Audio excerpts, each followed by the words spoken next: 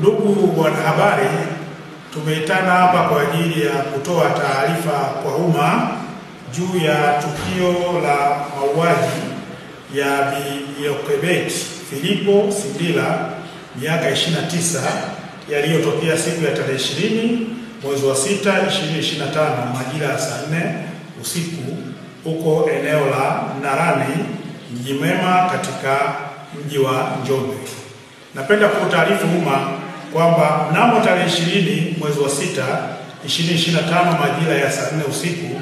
huko eneo la Mnarani katika kata ya Mji Mwema,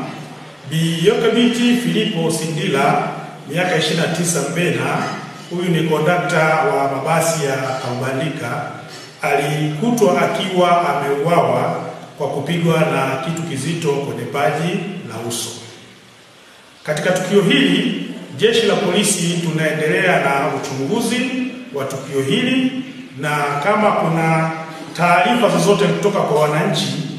juu ya tukio hili au mtu aliyotenda tukio hili, tunaomba ushirikiano ili kuweza kumkamata mtuhumiwa na kuweza kumfikisha katika vyombo vya sheria.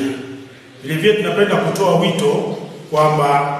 watu wote ambao wanatenda uhalifu wasione kwamba wako salama. Jeshi la polisi tunaendelea na doria kali